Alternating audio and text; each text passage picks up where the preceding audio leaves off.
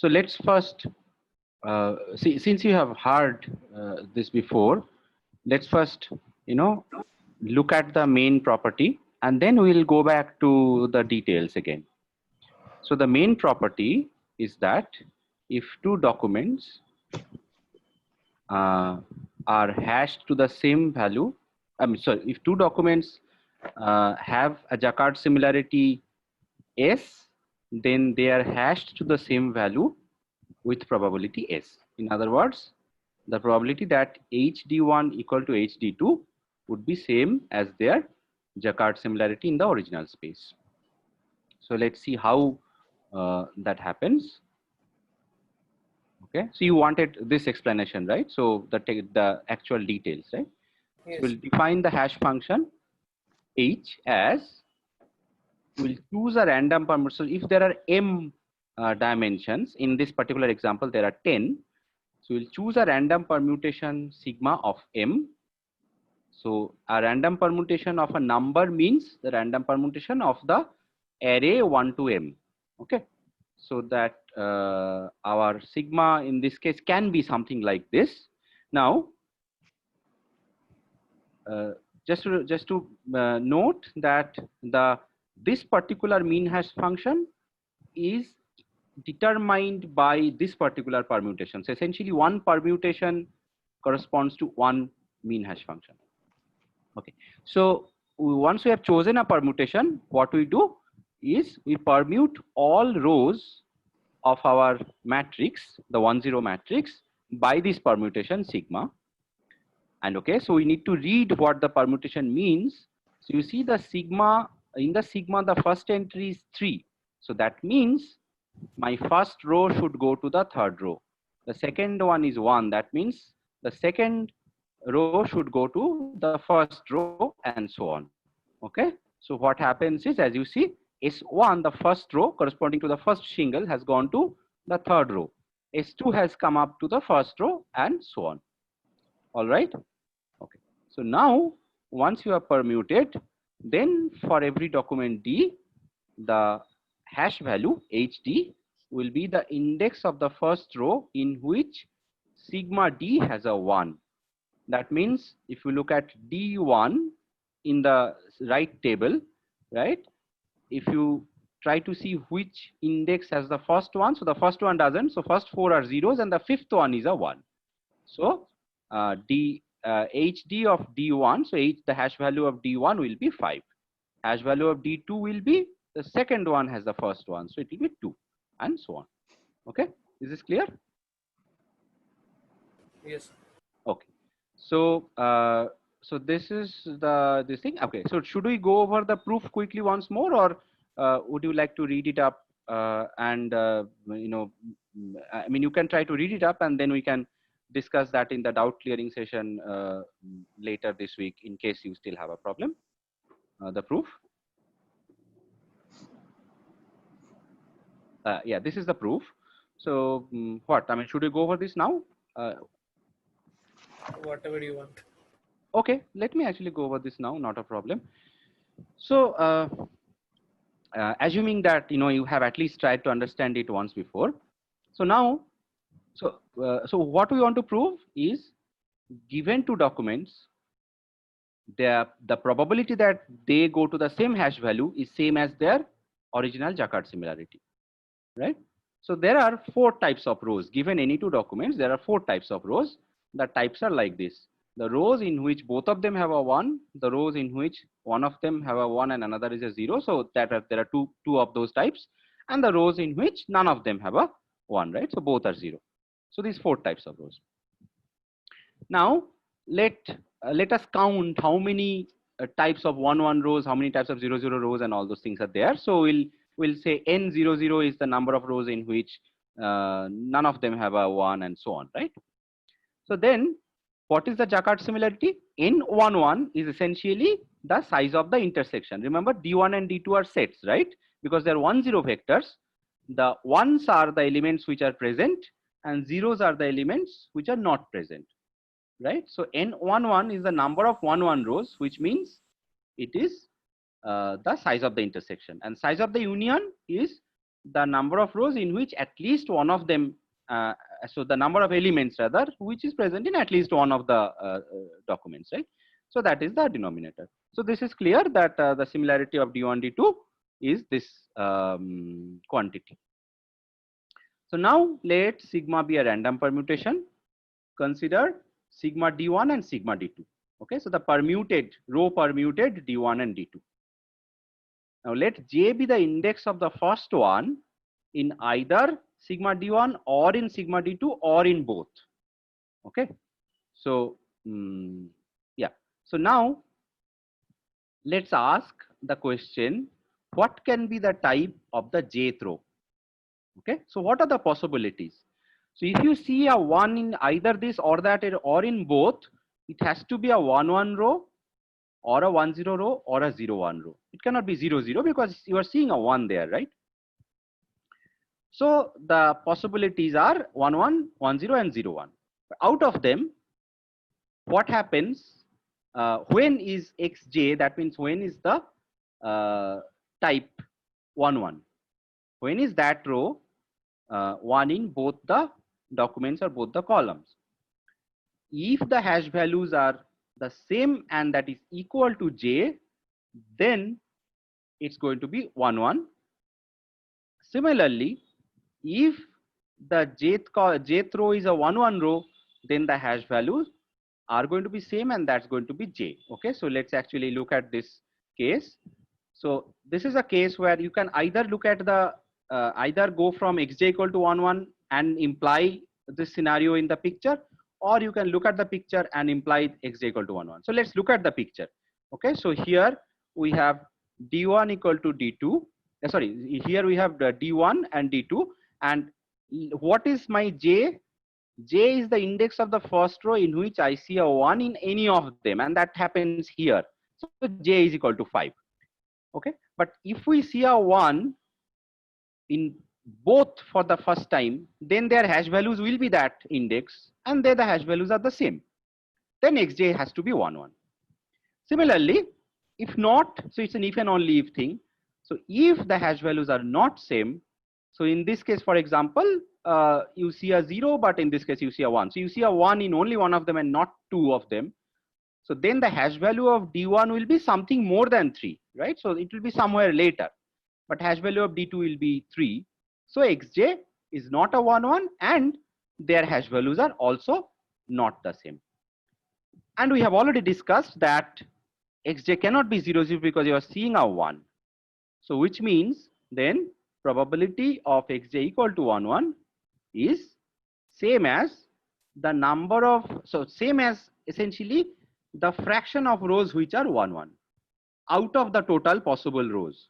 So what are the total possible rows? 0 0 is not a possibility, okay, for j, right? So 0 0 is not a possibility. So these are my total number of possible rows in the matrix, and out of them n11 are the ones which are row 1 1. Now why can I simply divide by possibilities when things are random, right? When things are randomly picked, then I can say, okay, so let's say there are 100 balls, 40 of them are blue and rest are not blue. If I randomly pick, what is the probability that it's a blue? It is 40 by 100. But if I do not pick randomly, if it is ordered by some way beforehand, then I don't have that probability, right? So essentially, the random permutation, that point was important because we wanted to, we had to do this, otherwise this derivation will not work. Okay, is it better or clear? Yes, sir, clear. Thank you. Okay, thank you so much. So now we'll move on. I'll discuss the quiz of yesterday at the end of the class. Hopefully, I'll finish the material with a few minutes few minutes before that. So let's actually, let's just move on. Let's just a minute. Yeah, okay. So yes, last time we stopped here, right? So high similarity documents go to the same bucket with high probability. Then what happens? For a particular document, if you have to find similar documents with at least 75% similarity, you apply min hash, and then min hash guarantees you the following, or rather probabilistically guarantees you that the documents which are 75% similar to D1 will fall in the same bucket with D1 with 75% probability. Okay, so that sounds good, but this good thing may not also happen with 25% probability, right? So these documents will not fall in the same bucket with 25% probability. So those are like missing possible similar documents. The other way also can happen, right? So it can happen that some other document is 50% similar, and that also can fall in the same bucket with 50% probability. So then what you have is you may have missing similar documents and you may have false positives. So we can actually do this, we can do better here. So we can do much better by combining multiple mean hash functions. All right, so let's see how. So instead of using one mean hash function, what we will do, you will actually use multiple of them. You can intuitively think of this as, suppose you have a probabilistic test. Okay, you are trying something and or you are testing something and the result will be correct with high probability. Okay, but then if you do it once, you may not be completely sure, but if you do it twice, thrice, and you get the same result, then your chance of making a mistake is almost nothing, right? So that's the intuitive idea. So let's see how we can quantify that mathematically here. So let's create a, so what we'll do is we'll create a signature for a document. We'll create a signature for a document D using many independent mean hash functions. Okay, so big independence will be important because we'll combine them multiplicatively. So how many? Maybe hundreds, but still much lesser than the original number of dimensions. Okay, so let's say we have D1 to D5. This is actually D4. Yeah, so this is D4. So let's say we have D1 to D5, and we already computed the hash values with some H1 in the previous slides, right? So that we got 5, 2, 2, 3, 1. So one mean hash function gives us these hash values. Some other mean hash function, okay? How will I get another mean hash function? Choose another random permutation. Okay, so two different random permutations are independent of each other. So these two functions will also be independent. So another one will probably give us something like this, and another one will probably give us something like this. Okay, these are just, handwritten, not computed from actual mean hash functions. So and so on. So you will take n such mean hash functions, and you will create n such, n such rows. And then one such column, so the column of D1 essentially is now represented by its hash values corresponding to the n different mean hash functions, and that's its signature. So what you had was, you had an m dimensional representation, 1-0 representation of every document. And now you have not 1-0 representation anymore, but you have an n dimensional where n is much smaller, n dimensional representation of every document. And those are the mean hash signatures. Okay, so this is called the signature matrix. Now what we can do is we will actually develop this technique and theory much further, but let's look at it simply right now. So from this, one simple thing we can do is we can compute the similarity of columns by the similarity in their signatures. How do we compute similarity? Well, in how many of them they are equal. So let's say if we only take the first three, right, H1, H2, H3, suppose that's our signature, okay, then similarity of D2 and D3 is 1 because they are the same. Document 2 and document 3 are same in all three rows, right? So similarity of D1 and D4 will be 1 by 3, right? So document D1 and D4 are same in only the third row, right? So that would be one way of doing it. Now, does this similarity, this way of computing similarity, resonate with some other probabilistic quantity? Let's look at that. So observe that the expected value of this similarity is essentially our Jaccard similarity. The expected value of this similarity is essentially our Jaccard similarity. Why? Why? Because the probability that in one row they are similar is the Jaccard similarity. So so the expected value over n rows will be n times the probability, right? So that is essentially the expected value, right? So that's the expected value is actually equal to the Jaccard similarity. Is this part clear? Okay. So this is actually, you can see that it's actually one form of dimension reduction. However, when people talk about dimension reduction, they don't actually use this a lot, but you know, we are getting into a lot of different techniques of dimension reduction. So you can see that what we are doing is we started with a very high dimensional data where m, the number of rows, were very large, but here maybe we are down to 100 dimensions or 200 dimensions, depends on how many different hash functions you have chosen. All right.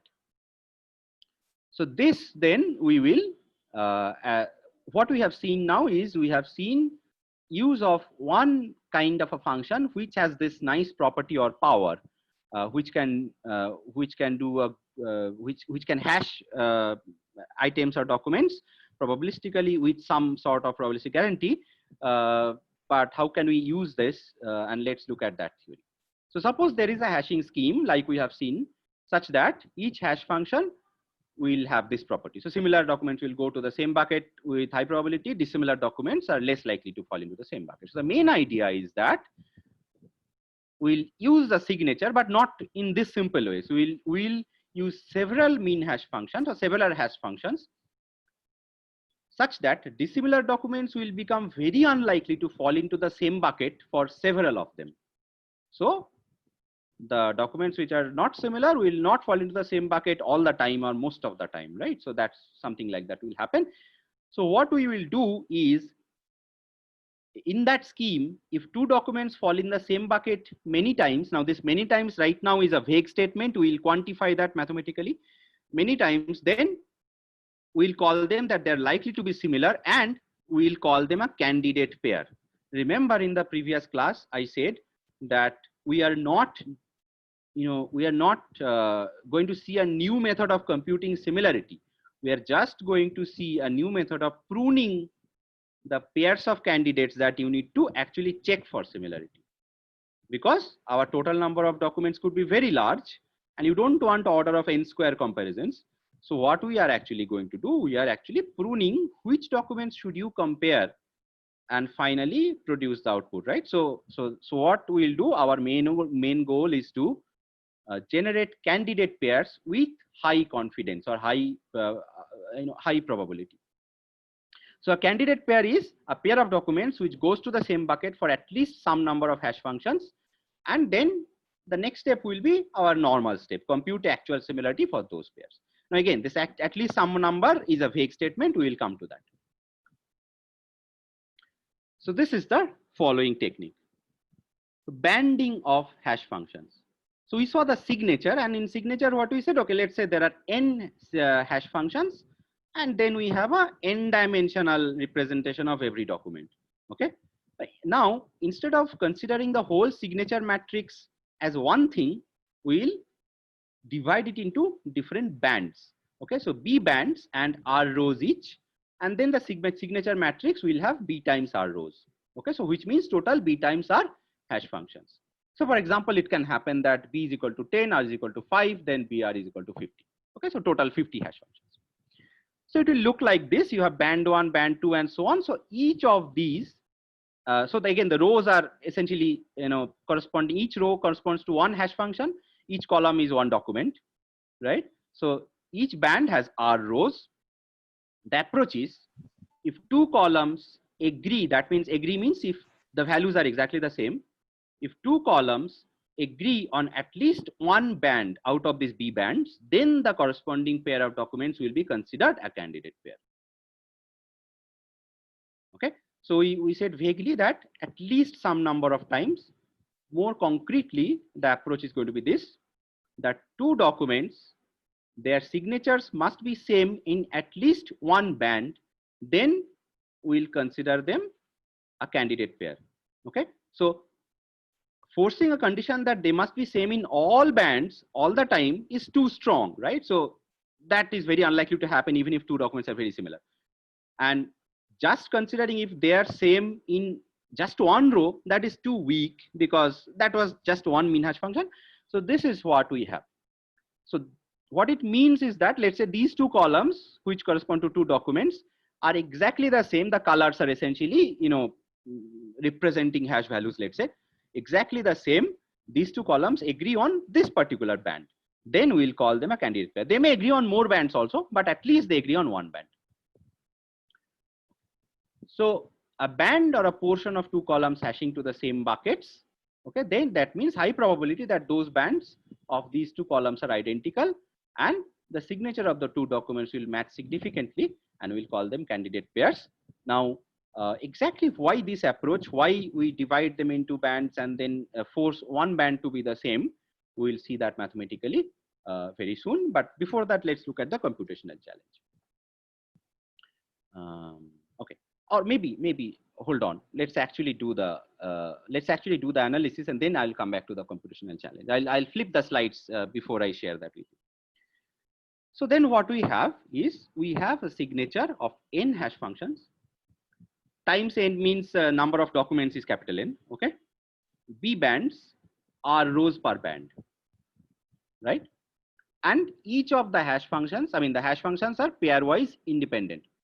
That means if two documents are same in corresponding to one of the hash functions, one row, that doesn't mean that, so given as far as the hash function is concerned, it doesn't imply anything about another hash function. Sir, Yes. Sir, so basically there are BR hash functions in total, independent. Yes. So let's come back to this picture. So there are BR hash functions. Yes. Yeah, Right. So n BR rows. Yeah. They are small n equal to BR. Okay. In the Yes. previous Small n equal to BR, as I said here. Yeah. Right. Yeah. Right. Okay. So let's come back to this analysis. So yeah, B bands are rows, small n equal to BR. Actually, capital N does not matter here because we are only going to look at what happens for two documents, right? So that's the main point. So for two documents, let the Jacquard similarity be S. Okay. So Jacquard similarity is our original frame of view, right? So Jacquard similarity be S. That means by the definition or by the derivation of mean hash function, the signature will agree. Signature of these two documents, okay, will agree on all rows of one particular band, that is S to the power R, because the mean hash functions are independent, right? For each of the rows, the mean hash values are same, that probability is S. So for all rows of one particular band, R rows, that probability is S to the power R. Now, that means the signature will not agree in at least one row of one band is 1 minus this. Right? Okay, so signature will not agree in at least one row of one particular band is 1 minus S to the power R. So which means this particular band, my required condition is not satisfied. That probability is 1 minus S to the power R. Now what happens if in none of the bands this condition is satisfied? So that will be for each band, the signature don't agree in at least one row, right? So I basically fail. What is the probability that these two documents will not be a candidate pair? That means in each of the bands, there is some row which is a mismatch. That is 1 minus H to the power R to the power B, because there are B bands and the bands are independent. And then 1 minus this whole thing is the probability that they are actually a candidate pair, right? So then the signature agree in all rows of at least one band is 1 minus H to the power R to the power B. Okay. So which means we have mathematically quantified, if we choose B bands and R rows per bands, then given two documents with similarity S, this is the probability that the signature will agree, and that means this is the probability that we will actually consider them candidate pairs. And 1 minus this is the probability, which that means we will actually discard them to be a candidate pair. So we will not compare them finally. How does this help us? So what do you want? We want that so obviously, if possible, we would have compared all documents with all documents. But we said, okay, that was infeasible because there are too many such documents. So what we want is we want a relationship between the original similarity, the Jacquard similarity, and the probability that they will be a candidate pair. And we actually kind of want to threshold that. So let's see how we want to actually do that. So if we use only one min hash function, then the probability is same as the original similarity, right? So if it's one min hash function only, so that means n equal to 1 band, 1 row, right? Then it's just a straight line. If they are zero similar, then there is no chance that they will fall in the same bucket. If they are totally similar, then they will definitely fall into the same bucket, and so on. And it's a linear thing, right? Now, what we want is this. What we want is, we want a threshold. So suppose our goal is compute document pairs which are 60% similar. Then we want at 60% there should be a staircase like this, such that if two documents are less than 60% similar, they should definitely not be candidate pairs. If two documents are more than 60% similar, they must be candidate pairs, right? Then we are done.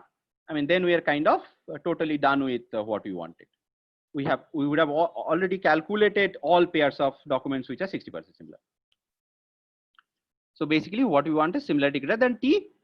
That means surely the same bucket.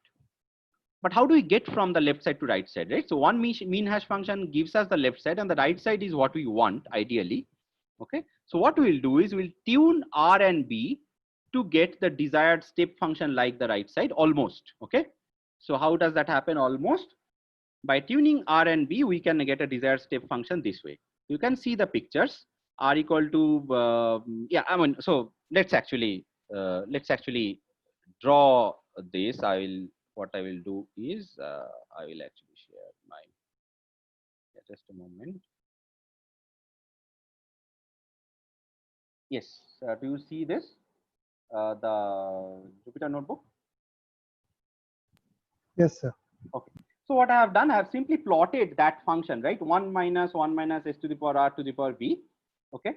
For 0.01 with a difference of 0.01 to 1. Okay. So now let's say n equal to 1, n equal to 100 and b equal to 10. That means r equal to also 10. So let's actually run.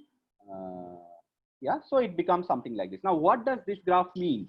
That means if two documents are less than 0.6 similar, then there is almost no chance that they will be considered a candidate pair. If they are more than around 0.88 or 85-88% similar, then surely they will be a candidate pair. There is a bit of gray area in this portion. Now let's reduce the number of hash functions and see. So if you reduce the number of hash function, the steepness goes down, right? So obviously with one hash function, you have a linear curve, linear line. With 50 hash functions, you will have something like this. So the range of uncertainty is more. So if we make 200 hash functions, then we have a much steeper curve, right? So we have something like this. Now, what if we want to bring this 0.8 slightly before this? Then maybe what we'll do is we'll use a smaller row size and a larger band size. Sorry, number of bands will be larger. Smaller R means our condition is weaker. We are happy if they are equal in 10 bands, sorry, 10 rows. And larger R means the condition is more steep, right? So we are happy only if they are equal in, let's say, 40 rows. So essentially, this is what we can tune, and depending on what we want, we need to choose the right N and band and R, and we can get that, right? So we can actually. Sir, one question. Yes. Sir, one question. Yes, sir, yes. in the plot that you have shown, what does the steepness of that curve signify? Like, how does it help in classifying 60%, less than 60%, and greater than 60%? Yes. So let's come back to this slide. So what we want. So did you understand this part, that if we use only one min hash function, then if the original similarity is somewhere here, then the probability that they will be a candidate pair is also the same. But what we want is the following. We want, let's say around 60% is our goal.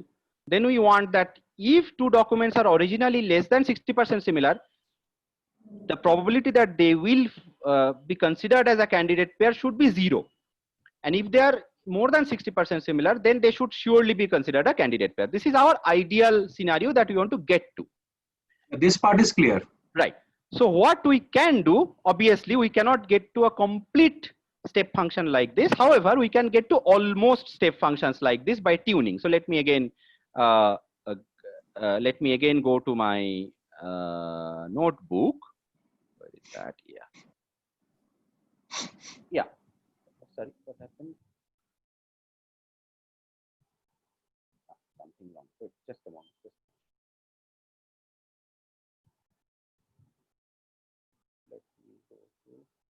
Yeah, so here, so as you see, now I can increase my number of hash functions and then it will become more and more steep. Steep means, let me actually put this as, let's say b is equal to 10, then it is slightly better. So steep means it is almost like the step we wanted. So like this and then this and then this, right? It's not exactly a step function, but almost like a step function. We can actually make this even more, then it will become, yeah, it's even more steep. So the steepness means at the threshold point, little bit before the threshold point, we are almost sure of not making a mistake. Little bit above the threshold point, we are almost sure of not making a mistake, right? So that almost the quantitative value for that almost is more and more, it's more confident. So that is basically what we mean by steep here. Is it clear? Okay, sir. Okay. So now let's come back to the slide again. Yes. So so there is some computational challenge in what you are actually trying to do. How much time do I have? Looks like we have much. Okay. So the problem here is we have actually developed a nice theory, but the computing of signature matrix of a large matrix is going to be expensive. Why?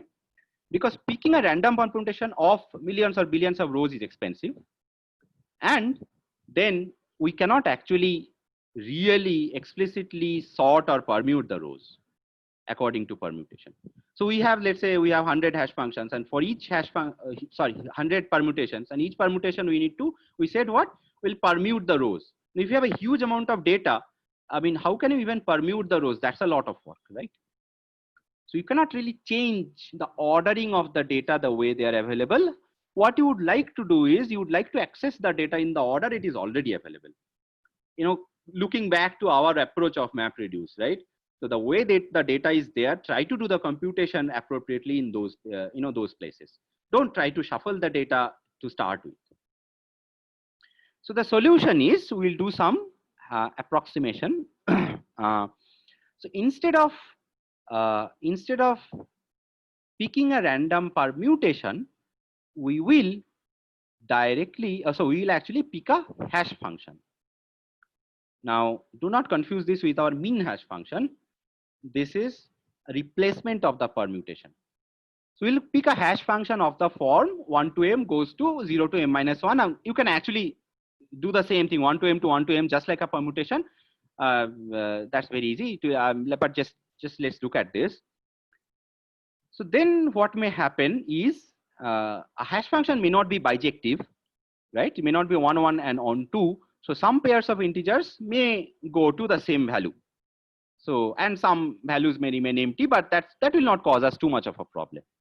So for example, one possible hash function is m, if m equal to 10, then it can be k goes to 3k plus 1 mod 10, right? So which maps 1 2 3 4 dot dot dot to 10. This is mapped to the 4703 blah blah blah. Okay. So you see 1 goes to 4, right? 3 into 1 plus 3 into 1 plus 1, and let's say 5 goes to 15 plus 1, 16 mod 10, so which is 6 and so on. 5 goes to 1 2 3 4, yeah, 5 goes to 16, and so 16 mod 10 is 6.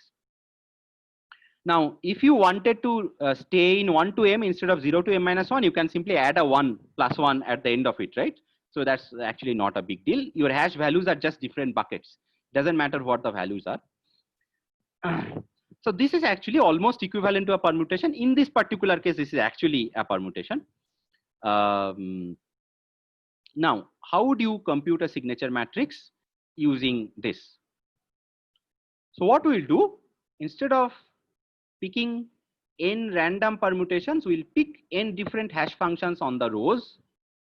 Now, these are not mean hash functions. These are just to replace our permutations, h1 to hn. But they will actually give rise of mean hash functions.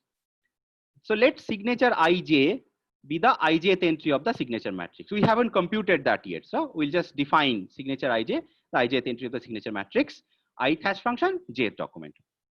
So then for each row R, we'll compute h1r, h2r, blah, blah, blah. And they can be computed because they're just mathematical formulas, right? So 3k plus 1 mod 10, 7k plus 1 mod 10 and blah, blah, blah. Okay. So then for each column, we will do the following. If the jth column has a 1, then we'll update the signature. So now don't worry, I'm going fast here because I will actually show you the example. Okay. So let's actually understand what happens. So let's say our n is 2. We have two hash functions, and h1r is 3r plus 1 mod 10, h2r is 7r plus 1 mod 10. And our data was this, and our h1r's, that means we said these two hash functions are giving rise to, these two hash functions are giving rise to effects similar to permutations, right? So they're just like two sigmas for us. But the good thing is, I don't have to access them. A permutation is random, so I don't know math. There is no formula for what is my next element. Right? I have to see what happened to be the next element. But in this case, I know what is the next element because I can calculate. So how will I do? Let's look at the pseudocode. So first we'll compute this. So suppose I have already computed this. So for each row R, row equal to R equal to 1, begin, I have computed these two, right? I have computed h1 of 1, h2 of 1. Now for each column, so now coming to each of the documents, what I will do, if the jth column has a 1 in R, so does my first column has a 1 in the first row? No, don't bother. Okay, does my second column has a 1? Yes. So that means the second column has a 1. Then for all my hash functions, we'll update the signature this way. Whatever the signature was and the minimum of h1, I will update. So that means right now I don't have any signature. The signature values are very high, right? So we'll actually keep reducing them. So the first one, I still don't do anything. The second one, my first row has a 1. h1 of 1 is 4. So my min becomes, infinity and 4. So min becomes 4. Okay. D3, D4 also has 1s. And they will also then become 4. What about h2? For h2, it is 7r plus 1. So the 8. So it's like 8. 8, 8, 8, 8. So what does this mean? This means that h1 of d2 has to be less than equal to 4. I already know that my first row by the first permutation would have gone to the fourth row. So I would have definitely seen my first one by the time I go to the fourth row, right? So I'm actually, it's like a reverse engineering or, like doing the same thing, but we access the data not in a permuted way. We access the data directly. Because we can calculate the permutations or hash functions directly, we can actually do this. Then actually, let me go to another level of the example, and then I'll leave the rest to you to compute. So for the second row, now the first row is done. Okay. So first row would have contributed to the h value, the hash value or mean hash value of only these three documents. The first row doesn't have a 1 in D1 and D5. So it cannot influence the mean hash value of these two documents, right? So I don't have any. So now go to the second row. My second row values are 7 and 5. So now for each column, is there a 1 here? No, I don't have a 1 here. So again, document 1 doesn't get anything. Here also I don't have a 1. Only D5 has a 1. So only for D5 I'll update something. Okay, so for D5 then what happens? For D5, H1, this is 7. So for D5, the first entry then becomes 7. And the second entry then becomes H2 will be 5. So second entry becomes 5 and so on, right? So however, when you go to the third row, then my D1 will get updated and so on. So later on, when we go to, let's say, the fourth row, okay, when you go to the fourth row, then we'll see, D3 has a 1 here. That means I need to look at the H value, this permuted value of D3, that is a 3. So my D3, when you go to the fourth row, this will become a 3. So this way, I will keep updating the numbers. All right. So I will delete this for now because it's only good for interactive. I hope you got the idea that how to efficiently do this. All right. So yeah, let's move on. So we have done this thing. We can actually let me go on for 10 more minutes and then we'll leave the rest for you to read up. So we can actually generalize. Its mean hash function is not the only possible function with which we can do this locality sensitive hashing. So why locality sensitive, right? Because what is local? Two things which are similar. That is, they are local to each other, right? So locality sensitive hashing means that we want locality to be preserved in both ways. If they are near to each other, well, then also it should be sensitive. If they're far apart from each other, then also it is sensitive, right? So let's do the following. So consider the following, consider a family of functions. Consider some family of functions which has the following properties. So they declare closer pairs as candidate pairs with high probability than a pair that are not close to each other. And they should be statistically independent. The product rule for independent events can be used. And they should be efficient in identifying candidate pairs much faster than exhaustive pairwise computation. I mean, if it's not faster than doing our order n square comparisons, then it's of no use. And it should be efficient in combining for avoiding false positives and false negatives, right? So essentially, whatever we have seen, okay, these are the main achievements that we have seen. We will actually try to see mathematically how to generalize them. So the general definition will be the following. Let's say D1 and D2 be two distances, let's say between two pairs of points. Okay. Now a family F of functions is said to be D1, D2, P1, P2 sensitive if for all the functions in this family and all P1, P2 of this form, we have the following. Okay, now don't get scared of these mathematical notations. The D1 and D2 are the distances, or 1 minus D1 and 1 minus D2 are the similarities we have been talking about. Okay, they are similar to each other. That means distance is low. If they are far apart from each other, distance is high. P1, P2 are the probabilities we have been talking about. Low probability, high probability. That is why P1 and P2 in this case are actually between 0 and 1, right? And a family of functions, well, it's just many similar functions, but not similar, many independent functions of same type, like many mean hash functions, right? So essentially that's the family of functions. Okay, so whatever we have seen, we are just formally writing them up. There's nothing to be scared of. So what we will see is the following. Again, we drew a picture between distance, similarity and probability of candidate pairs. Here we are just, instead of similarity, we are just inverting that, distance and probability of candidate pairs. So what do we want? We have that the distances, two distance thresholds are given. What we want is the following. If 2 points are less than D1 apart, that means their distance is less than D1, that means their distance is very small. D1 is smaller than D2, right? If their distance is very small, then the probability that Fx equal to Fy should be high, should be greater than my P1 threshold. So this D1, D2, P1, P2, all are thresholds. We just want to bound our confidence of probabilistic hashing. So this means if 2 points are close enough, their probability that they are mapped to the same value is high enough. Okay, so the curve should lie somewhere like this, doesn't have to be exactly in this form. So essentially what we want to ensure is the curve will be here. If their distance is small, the probability that their candidate pair is high. And if their distance is large, that means they're greater than D2, they're really far apart, then they should not be candidate pairs. then the probability that their candidate pairs should be less than some P2. Okay, right? Just the opposite side. So the graph should be something like this. Ideally, P1 should be higher than P2.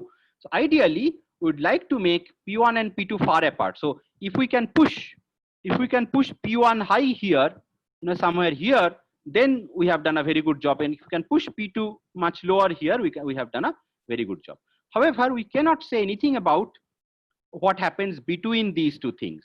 So this gray area will still be an uncertain area, right? So that was what we saw in those curves, right? So they were steep, but they were not absolutely like a step function. So there will be a gray area there. So what are LSH? So families of functions. Obviously, the family of mean hash functions are D1, D2, 1 minus D1, 1 minus D2 sensitive.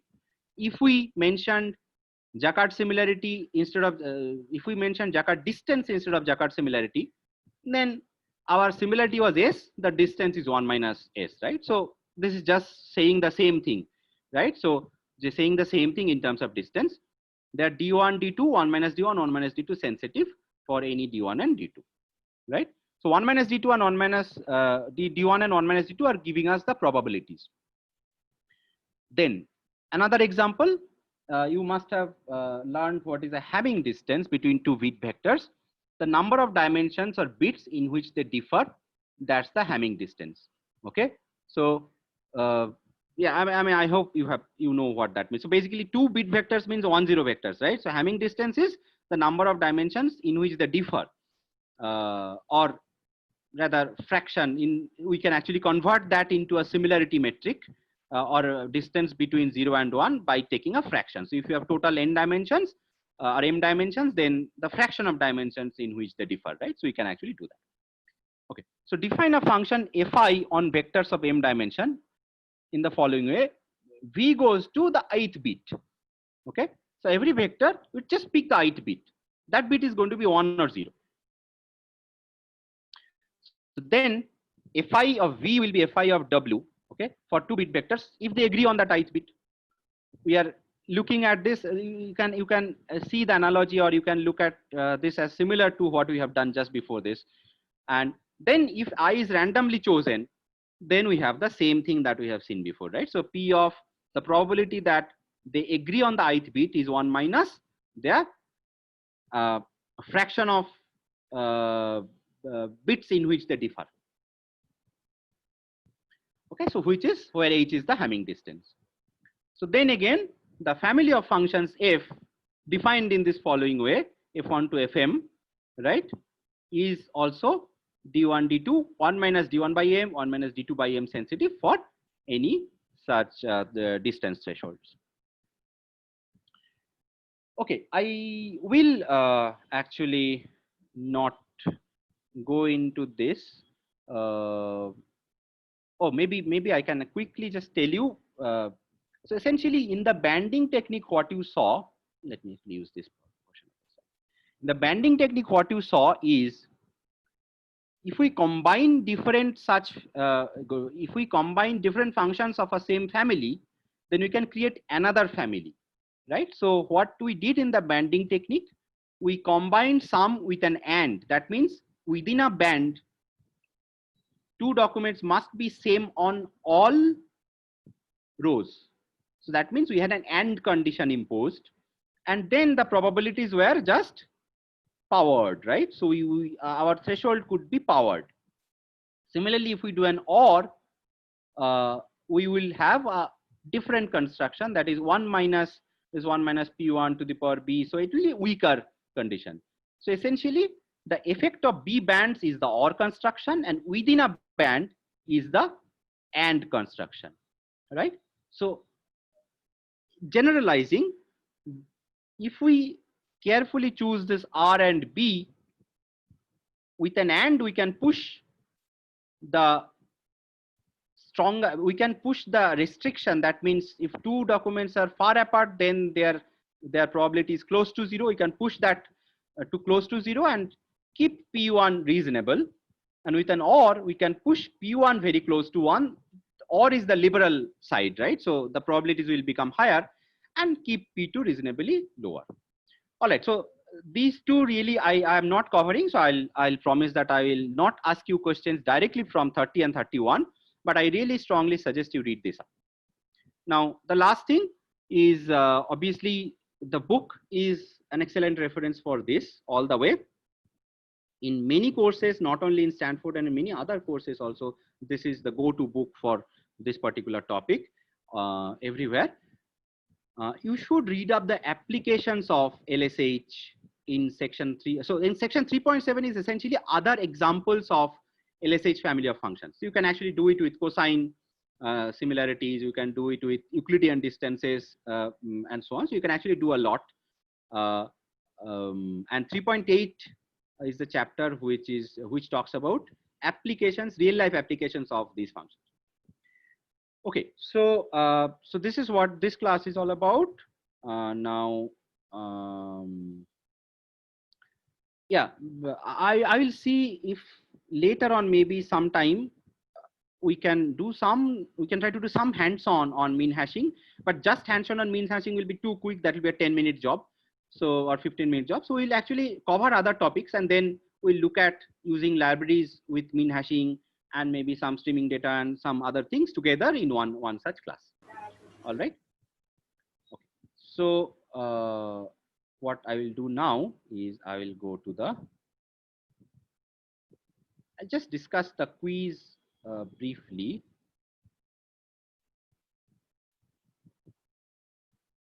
Okay. Yeah. Okay. So I'll just discuss the questions of the quiz briefly, or maybe looking at it this way helps better. Okay, so the one question was a distributed file in HDFS contains a large number of integers. What would be the output if the following MapReduce program is run on the file? So for every input chunk, which means a lot of integers, you compute the minimum. So you compute one minimum out of every chunk, right? And emit the key value pair 1, mi. Now this means you do the same for all the chunks. That means the key is the same for all the chunks, which means they will all go to the same reducer node. Is that a problem?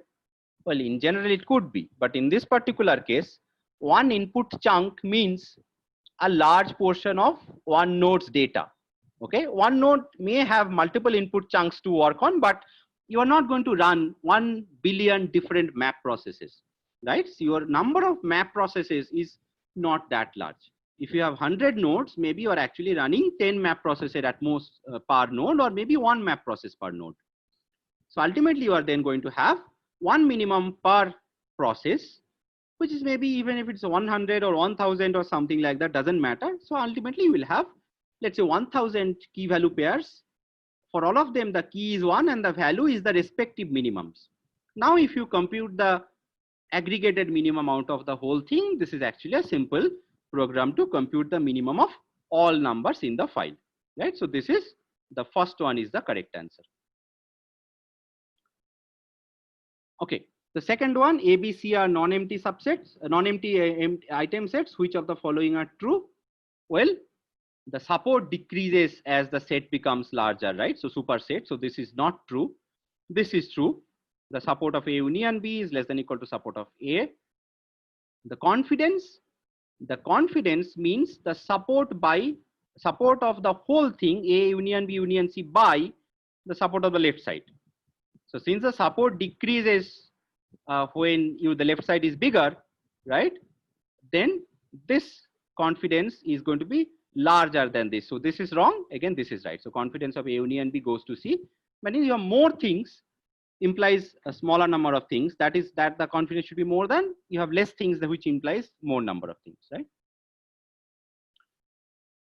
Okay. The third question, in the process of finding frequent item sets with a priori algorithm, suppose the only frequent item set of size 3 is 1, 3, 4. Then which of the following are not possible? Okay. If the only frequent item set of size 3 is 1, 3, 4, then if this is a frequent item set of size 4, all their subsets of size 3 must be frequent, but I only have 1, 3, 4. So what about 1, 2, 4? That is not frequent. So this cannot happen. So similarly, you can check that all these 3 cannot happen. Well, this can happen. In fact, this is true because 134 is frequent. So 13 has to be frequent and 14 also has to be frequent. Okay. So then the first three, I mean, you would have got the answers in a randomized order, right? So these three are not possible.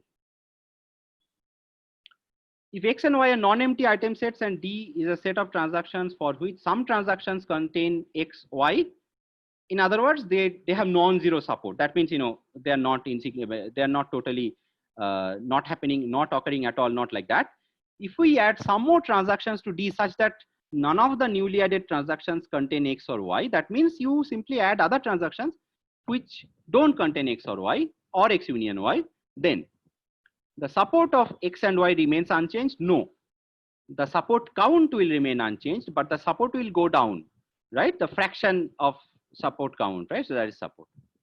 The confidence of the rule X to Y remains unchanged? Well, yes, because it's the support count of X union Y by the support count of X. Yes, that will remain unchanged. The confidence of X, okay, these two are not the same. These two cannot happen. So only the second one in this case is the correct answer. Okay, this I believe you must have run it. So we are basically mapping all numbers to n plus 1, comma 1. So 0 goes to 1, comma essentially 0 is present once, so 1 is present twice, and so on. I am essentially mapping 0 to 1. So finally I'll get this answer: 1, 1, 2, 2, 3, 3, 4, 4. You can actually run it because 3 is present 4 times, 4, comma 1 will be there 4 times, right? Okay. So that's essentially the quiz. The quiz was easy. Now, yeah, I think most of you got marks between 6 and 10.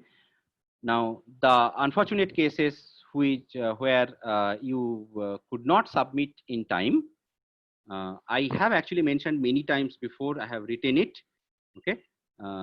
Now, please from the next time submit well in advance. This is an electronic process.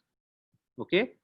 If you miss out by a minute or two and then I have to open it again, then think about the other students who actually hurried to submit it 2 minutes before the time, right? So it cannot really be done that way. I'll keep the quizzes short.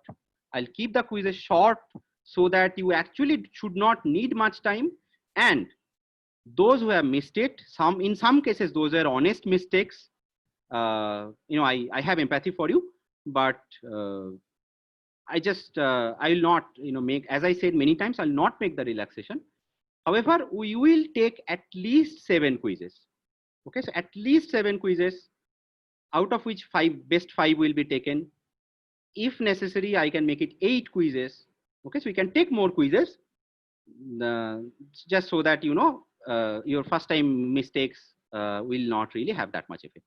So even if we take 7 quizzes, those who have missed it will have 6 more chances. And out of that 5 will be taken. So, you know, please do it sincerely. Yeah, I mean, yeah, I think it will be fine. All right. So anything more for today?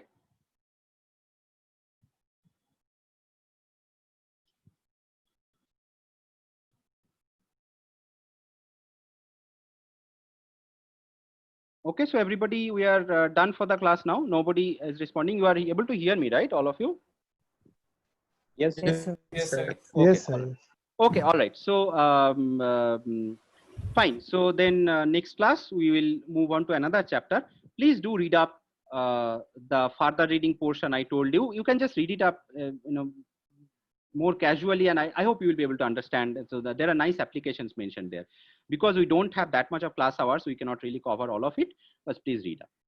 All right. So then I will, as usual, I will upload the video and the slides in the website later in the afternoon.